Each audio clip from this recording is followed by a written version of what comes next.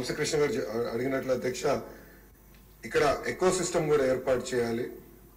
దాంట్లో భాగంగా నేను కూడా ఐటీ కంపెనీలందరితో మాట్లాడినప్పుడు ఇన్ఫోసిస్ తో కూడా మాట్లాడాను. వాళ్ళని కూడా ఒక క్యాంపస్ ఏర్పాటు చేస్తే బాగుంటుందని వాళ్ళని కోరాను. వాళ్ళు కూడా ఆల్రెడీ భూములు ఎత్తుకుతాం జరుగుతుంది అధ్యక్ష. ఏదో ఒక బిల్డింగ్ 500 600 కాదు, క్యాంపస్ అనేది అవసరం ఉంది. దానికి వాళ్ళకి భూములు కూడా ఇప్పుడు ఎత్తుకుతాం జరిగింది, మొదలుపెట్టాం అధ్యక్ష. నేను అనుకుంటా మాక్సిమం ఒక 6 months లో కొబ్బరికాయ కొట్టచ్చు నేను ఆశిస్తున్నాను. దానికి నేను చాలా కష్టపడుతున్నా. మీరు 20,000 ఉద్యోగాలు అడిగారు అధ్యక్ష. 5 సంవత్సరాలు 20,000 ఉద్యోగాలు నా టార్గెట్ కానే కాదు. పెద్దలు అన్నట్టు 5 లక్షల ఉద్యోగాలు ఒక ఐటీ రంగంలో ఆంధ్ర రాష్ట్రంలో క్రియేట్ చేయాలనేది టార్గెట్ గా నేను పనిచేస్తున్నాను అధ్యక్ష. మనం యుఎస్ కూడా వెళ్ళాను. అనేక డేటా సెంటర్ సంస్థలతో కూడా నేను కలుస్తాను జరిగింది అధ్యక్ష.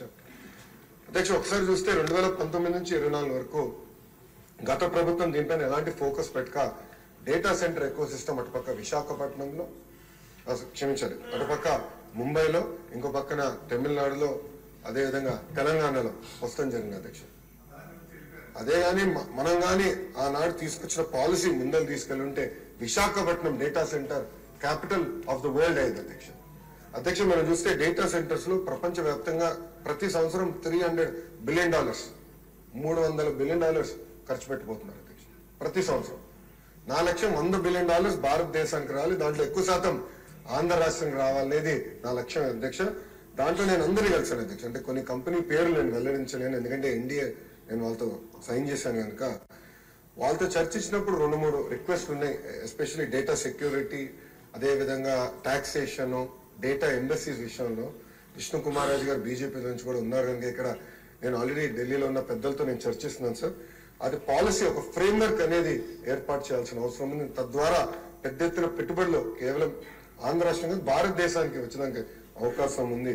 అది ఆల్రెడీ మేము చర్చలో ఉన్నాం అధ్యక్ష. వంశకృష్ణ గారు అడిగినట్టు ఒక సోషల్ ఎకో సిస్టమ్ అనేది చాలా చాలా అవసరం అధ్యక్ష. దాంట్లో ఎయిర్పోర్ట్ ఒక భాగం. భోగాపురం ఎయిర్పోర్ట్ విషయంలో చంద్రబాబు నాయుడు గారు ఇప్పటికీ చాలా స్పీడ్ గా పనులన్నీ పరిగెత్తిస్తున్నారు అధ్యక్ష. అంతేకాకుండా భారతదేశంలోనే అతి పెద్ద కన్వెన్షన్ సెంటర్ కూడా ఏర్పాటు చేసే దిశగా మన ప్రభుత్వం పనిచేస్తున్న అధ్యక్ష. అది విశాఖపట్నానికి వస్తుంది అధ్యక్ష. అంతేకాకుండా ఎయిర్పోర్ట్స్, క్షమించాలి, హోటల్స్ కూడా అధ్యక్ష.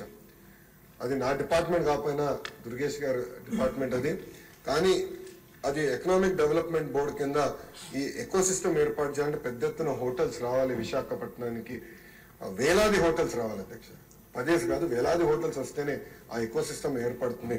దానికి నిన్నే పాలసీ కూడా టూరిజం పాలసీ కింద టూరిజాన్ని ఇండస్ట్రీగా గుర్తించే విధంగా చంద్రబాబు నాయుడు గారి నాయకత్వంలో నిన్న కేబినెట్ కూడా ఆమోదం తెలిపింది అధ్యక్ష.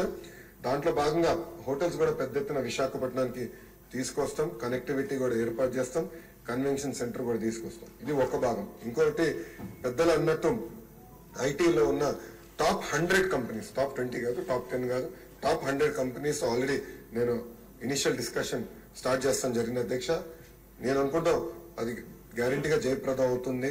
వాళ్ళందరినీ విశాఖపట్నం తీసుకొచ్చే బాధ్యత నేను తీసుకుంటాను, మొదటిది. రెండోది, ప్రపంచంలో ఉన్న Fortune 500 కంపెనీస్ అన్ని జీసీసీస్ అంటే గ్లోబల్ డెలివరీ సెంటర్స్ కూడా వాళ్ళు ఏర్పాటు చేయాలని ఒక లక్ష్యంగా వాళ్ళు కూడా వర్కౌట్ చేస్తున్నారు. దానికి కొత్త పాలసీ తీసుకురావాల్సిన అవసరం ఉంది అధ్యక్ష. అది వచ్చే నెలలో ఆ పాలసీ కూడా